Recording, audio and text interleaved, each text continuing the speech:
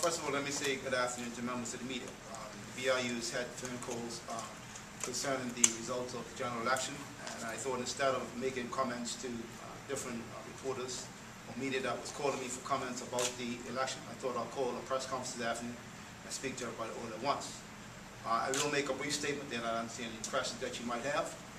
As you know, the general election was held on Monday. The UAB is now the new government, so on behalf of the BRU membership, I'd like to congratulate Mr. Craig Callaner, the new premier and leader of the country, and the UAB for winning the recently concluded general election.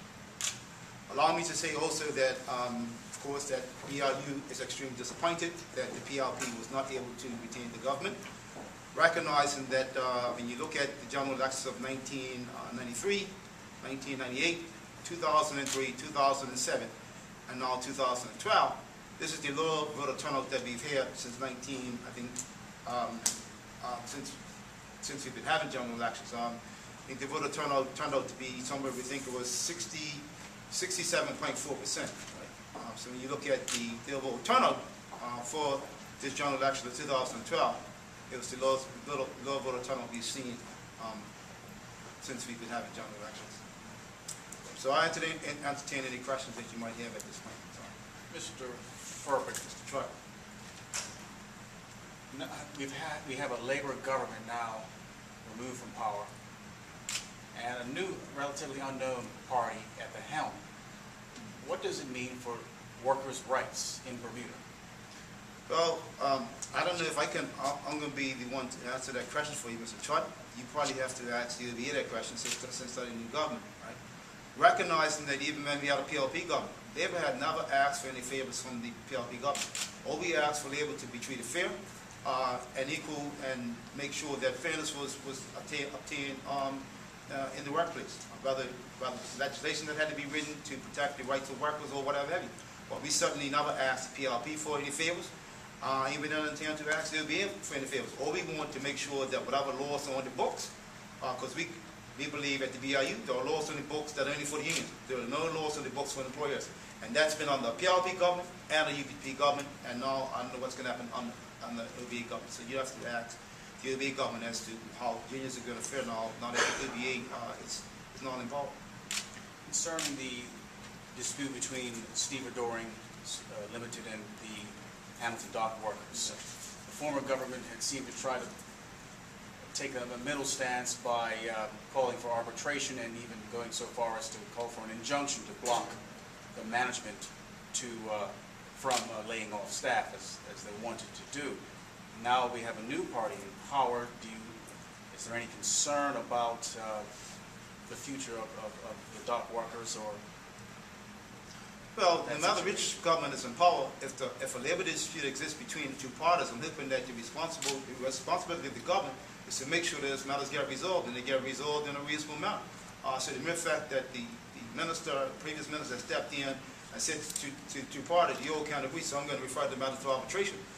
Whether we now have an OBA government, what their position is going to be on that, I'm certainly hope it's going to be the exact same thing. There's a dispute exists between the Furbert division of the BRU and Steve Adoring Services about the process moving forward as to what's going to happen on the Hamilton docks. And I'm hoping that what the previous minister had done was refer the matter to arbitration. And hoping that whoever Mr. Callaner appoints as the new Minister of Economy, Trade and Industry would hopefully agree with that approach. Mr. Furbert, what's the latest on that arbitration process? What stage is it reached? The latest, all I can tell you is that I know that Steve Adoring Services were going to go before the courts to try to get the injunction that was given or that the minister was granted. They was going to go and try to get that injunction lifted. I haven't heard anything since that, so I don't know how successful that'll be. And what do you make of the low turnout that you referenced? Why do you think that is, and what do you make of the OBA's pledge that they're going to bring in absentee voting? They're going to bring in absentee voting? Well, let me say that I think that when we look at the overall, I guess, situation as it relates to the election, as I mentioned to you a moment ago, in 1993 we had a 75.8% turnout. That was in 1993. 1998 we had an 81.4% turnout. In 2003 we had a 75.4% turnout. 2007 we had about a 75.8% turnout, and in 2012 we had 67.4%. I guess, frustration. Because people have been saying that they're not going to go to the polls to vote this time around because they were upset with the government about certain things that they had not done, or they were concerned about the employment rate. But I think, to be fair, and I think when the BIU looks at the overall balance of what took place, whilst the unemployment rate in Bermuda went to lengths that it hadn't gone to since the Great Depression of 1929, I would like to give the government some credit that they did preserve the unemployment rate from going even higher. Because had the government not stepped in and bailed out the Bank of Butterfield, then 800 more jobs would have been. Had the government not stepped in and gave the concessions to the hotel sector, there are over 2,000 workers that work in the hotel industry. From our point of view, people got about maybe 1,500 or 1,800 members. So if the government would have gave them payroll tax exemption there, what would happen to employment there?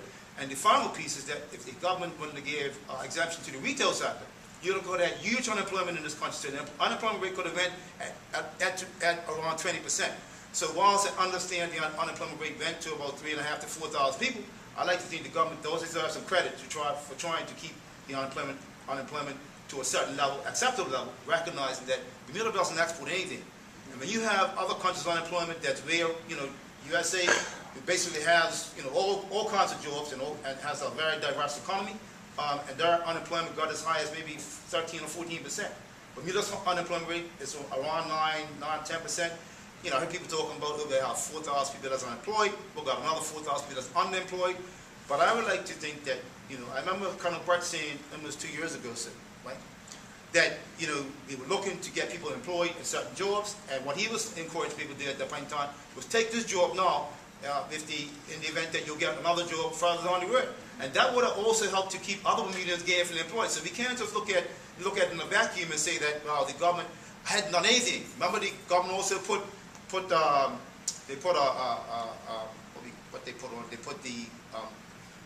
freeze on certain categories.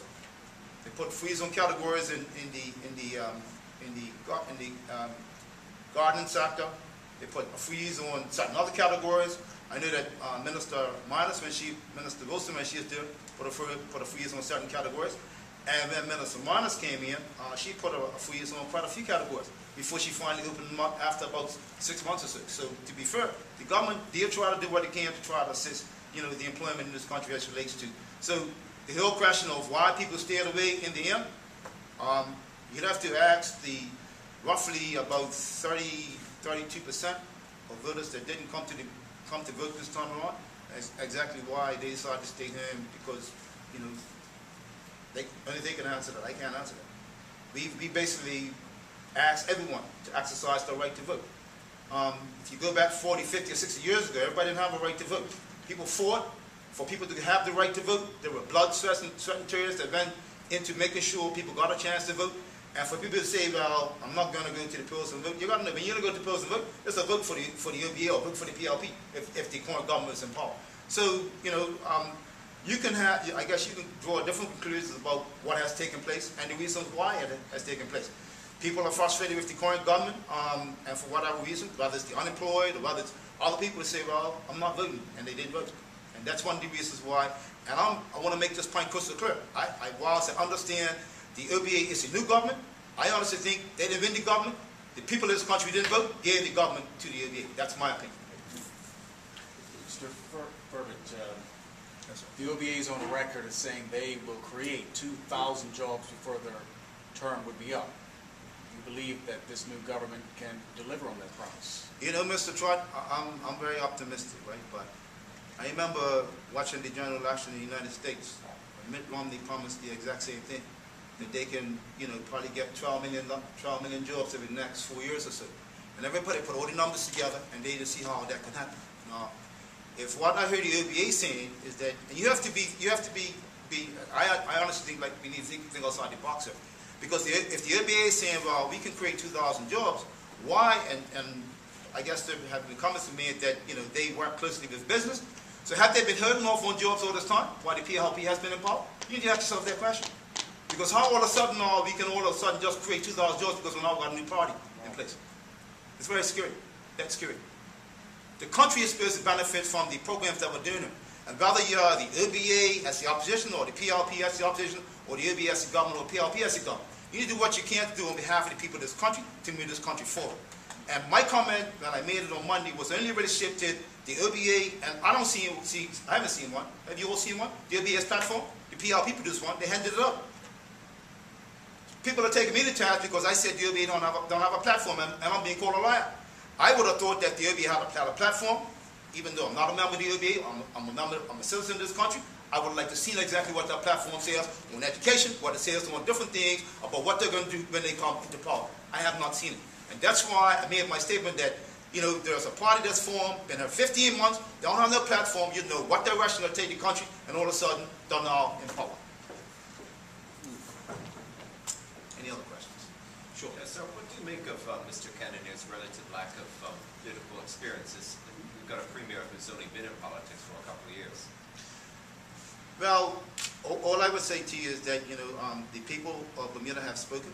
The ones that dare come out and vote, and they've decided to vote Mr. Cannoneer and his party in power. Now, it's up to him to decide as to whether or not he can provide the leadership that is needed as the premier of this country to move this country forward in the right direction. I would say that to be fair to him, that, you know, he's one person. He has to have, I guess, you know, his support base around, whether it's the Ministry of Finance, whether it's, you know, the Attorney General or whoever it is. So, you know, it's like President Obama. He's the President of the United States, but he needs to have a team around him. Like my current position at the BIU, I'm the current president, but I still have to have people to work with. No man's allowed unto themselves. You can't work by yourself. You need to have a team. And hopefully he'll put a strong team together. I saw the front page of the paper today, and that's going to be very interesting. He's going to offer a member of the PLP position in his cabinet. That's going to be very interesting. But do you think he's got what it takes to be premier? Do I think he has what it takes to be premier? I don't think that's a question for me. I think that's a question for Mr. Cabinet. Any other questions? Thank you very much, ladies and gentlemen.